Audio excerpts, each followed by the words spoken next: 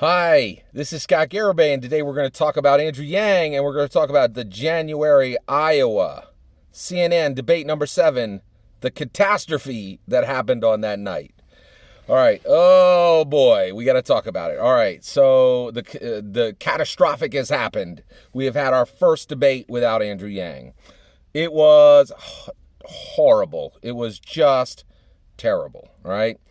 So Andrew Yang was not on the stage. That was catastrophically bad. We're gonna dig into all of that, right? So before we dig into what the problem is for Andrew Yang at this point, let's actually talk a little bit about what happened last night. I think there'll be books about what happened last night, written about what happened last night. There's a ton there. It's gonna take a lot to unpack it all. I'm just gonna touch on some aspects of it. One of the things I think about what happened last night was the DNC showing America the flavors of loss, right? Like you had the the six candidates. You had the septuagenarian trinity. You had Cole King, Tom Steyer. You had Pete Buttigieg, and you had Amy Klobuchar, right? And honestly, I don't think anybody on that stage has a chance. Let's talk about that. Actually, okay. Yeah. Oh boy. Oh boy. I think Amy Klobuchar may have a chance of beating Trump. I think she may have a chance of beating Trump. I think it might be as high as 10%, right? I would really love to tell you that nobody on that stage could beat Trump. I honestly would really love to say that. It'd be just so simple. It would keep this narrative so clean. But I really think Amy Klobuchar has a chance of beating Trump, okay, if she were to go to the general. Oh, yeah. All right. So, yeah, let's talk it through, right? Yeah. All right. Yeah, I can keep this narrative clean, right? And there's no subterfuge here. I'm just being honest with you, okay? There is no one on that stage who can beat Trump. Here's why. Amy Klobuchar, genuinely, she's the only person on that stage, Andrew Yang was gone last night, who can beat Trump. I think she has about a 10% chance of beating Trump because she is truly unique among that set. Everybody up there absolutely is a coastal elite. They're absolutely a coastal elite. They're all dyed-in-the-wool Democrats. They've been seen a million times before. There's nothing special about any of them. They're dyed-in-the-wool politicians. They're all flavors of loss for Democrats. Trump will eat every single one of them alive. I don't think that's the case with Amy Klobuchar, right? She is an actual heartland stalwart. She said it in every single debate. She lives in what Dems call flyover country, right? It's not flyover country. It's the heartland. It's the real important place of our America. It's where real American laborers work. It's where the important people work. So why can't Amy beat Trump? Well, the reason why is she has no chance in heck of winning the primary, right? And the reason why is I don't think the same forces that are aligned against many of the same forces, not all of the same forces, but many of the same forces that are aligned against Andrew Yang are aligned against allowing a non-coastal elite to run, right?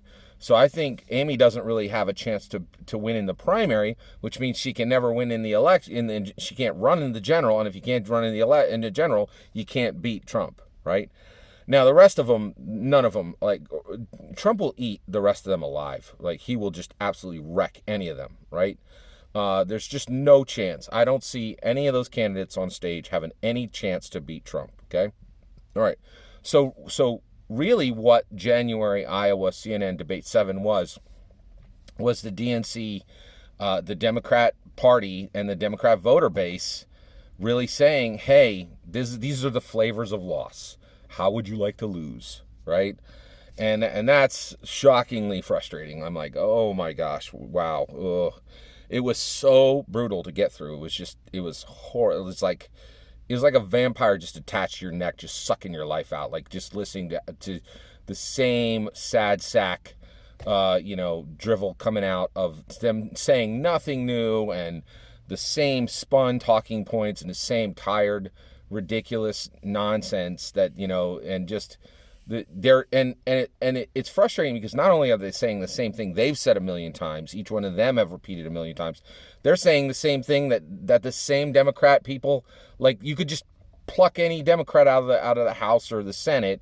They're just stock. Like, it's a stock photo. Each one of them is a stock politician. You can just pick them out. They're stock Dems, right? Like, it's just, and that's the thing that's great about Andrew Yang. He's not a stock Dem. Like, Freedom Dividend is it's an earth-shaking, like, economic platform that changes the world, that came from Martin Luther King, right? Like, it truly is a world-shattering idea brought forward by a world-class intelligence in a noble heart, right? There's nothing stock about Andrew Yang, but everybody on that stage last night, pure stock, except for Amy Klobuchar. I think Amy Klobuchar is pretty unique, but she has the same issue as Yang. I don't think she'd have any chance of getting past the primary, which means she could never beat Trump, right? Because they won't run her in the general, right? So it's, so that's really what you were seeing with January Iowa CNN debate 7. Incredibly frustrating. Also, if anybody was paying attention, right, there was this really, really sad aspect of debate number 7. There was, a very distinct attribute of candidate that was gone, completely gone. Our first 43 presidents, did not have this attribute, right? And there were none of them on stage, right? And I couldn't believe how complicit CNN was in carefully avoiding immigration questions, carefully avoiding justice questions, carefully avoiding all the questions that would point to that, to them, to debate number 7 being a 43 era, first 43 president, attribute era echo, saying, okay, we had 43 presidents in a row. Obama was 44. We had our, and he broke this chain of 43 era.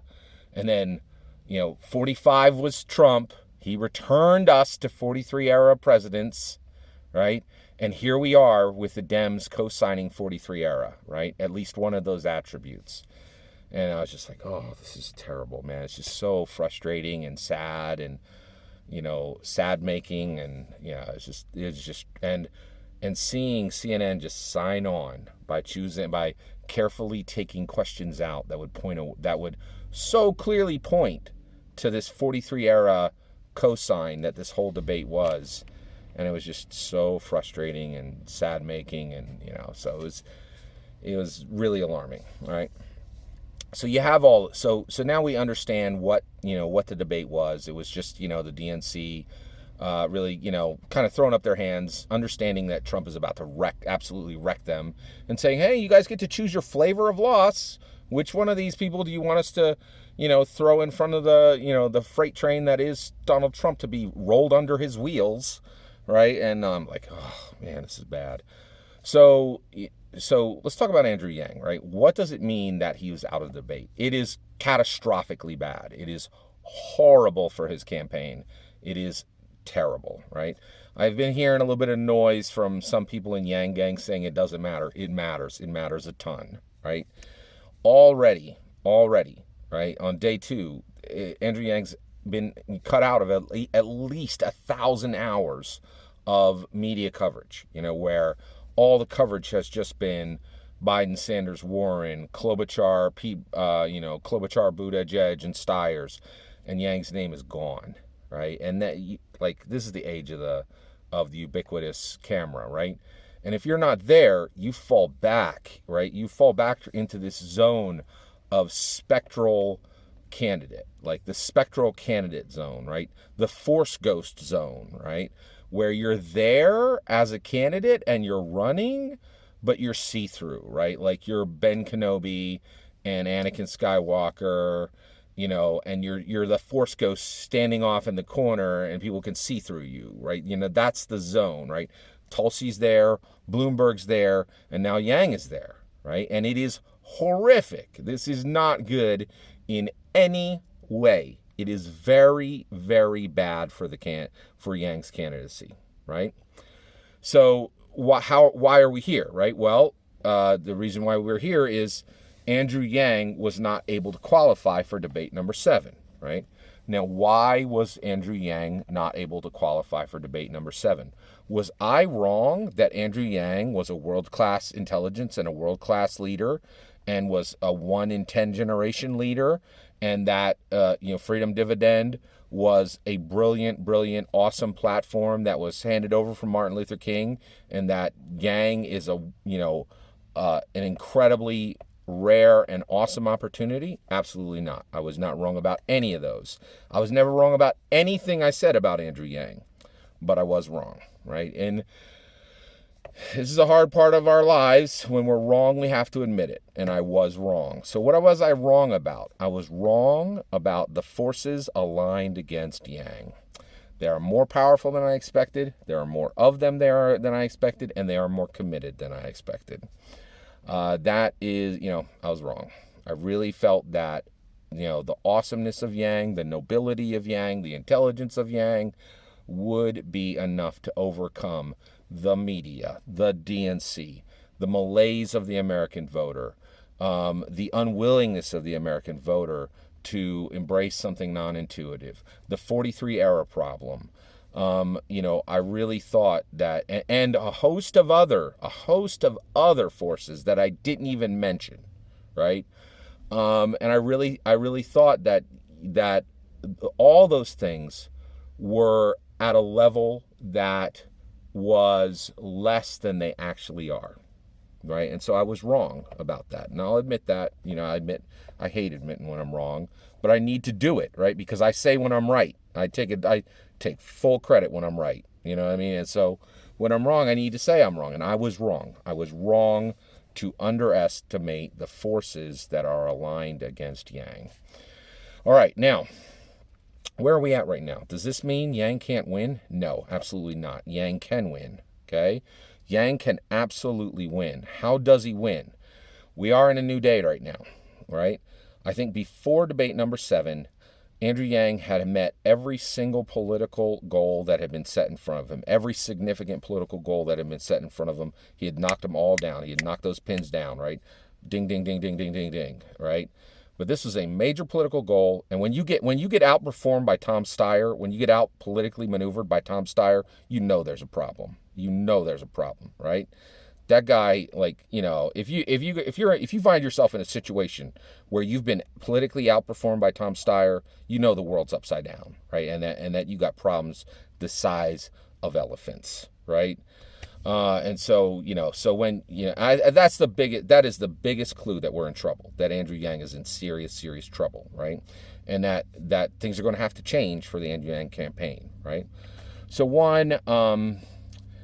So how does he win? So I think before debate number 7, one of the things that he could do, that he could continue to do, was win on his own momentum, win on his own skill, win on his own intelligence, win on the support of Yang Gang, win on the support of his own donors, right?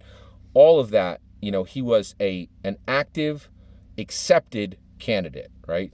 The forces aligned against him have made him a spectral, force ghost candidate, right? Just like Tulsi, just like Bloomberg, right? That is bad company. That is not good company to be in, right?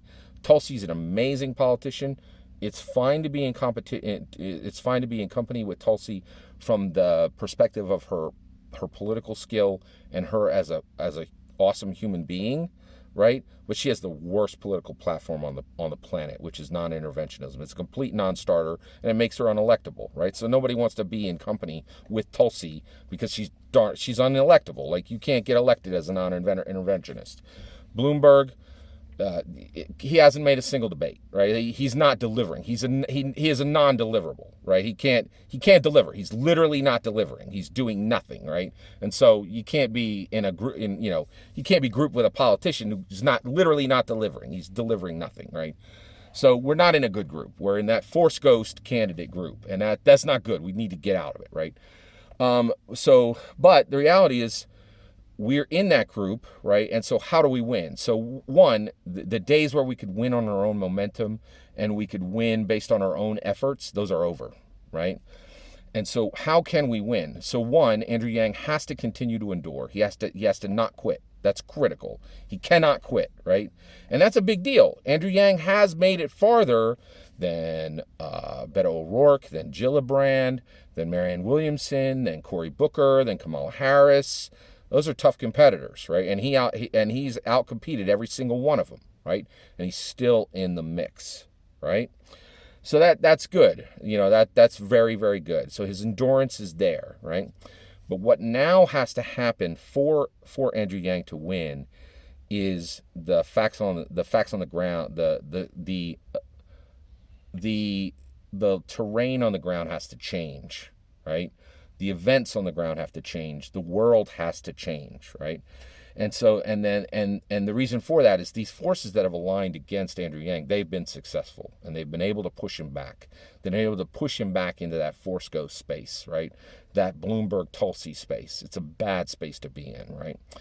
And now we need the future to deliver opportunity that allows Andrew Yang to become the evident choice for Americans, right?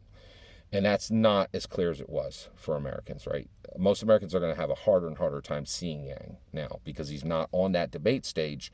And it's not just the time on the debate stage, it's the hundreds, well over 1,000 media heads talking about what happened in the debate for thousands of media hours, right? That's critical. Losing that is absolutely critical, and it matters a lot, right? So now things have to change. Things have to change. Events have to happen. And events do happen, right? Meghan Markle's like, hey, I'm throwing off the chains of royalty, right? Bernie's October 2019 event happened. There was recent news about Bill Clinton, which brings into light the entire Clinton legacy and everybody connected with the Clinton legacy. It's a big major issue, right? Bernie and Warren, right? This week, right? Last night after the debate, something that had never happened before, right? Warren walked over to Bernie Sanders. Bernie Sanders extended his hand out for a handshake, and Warren snatched her hand back, right? Saying, "You are not worthy to shake my hand, Bernie Sanders." That was new. That was a change, right? That was saying civility's done. Like the political daggers are out. It's a new day, right? And that means that Bernie and Warren are entering in that, Bernie and Elizabeth are entering into a new type of political conflict, right? That's who knows what that's going to bring about, right? And that might leave only Joe Biden standing, right? And Joe Biden, if anything, if any kind of problem emerges with him, and boy, could there be, because he's right in the middle of an impeachment, huge investigations. He's got a son who could have, anything could crop up there, right? So that's the point, is there's all kinds of things. Now, the reality is I'm not hoping for chaos. I'm hoping for serendipity. The future can deliver opportunity, and Andrew Yang can jump into that opportunity, and he can be available at the moment when it becomes clear that set of 6 pieces that were on the stage on January 14th in Iowa for the CNN debate number 7, that they're just a selection of lost flavors, then America can choose a true winner. Somebody who's actually worthy of the presidency, which is Andrew Yang. All that's my opinion. I'd love to hear your opinion. Let me know what you think. I'd love to hear what you think in the comments below. Please consider liking and subscribing, and have a wonderful millennium.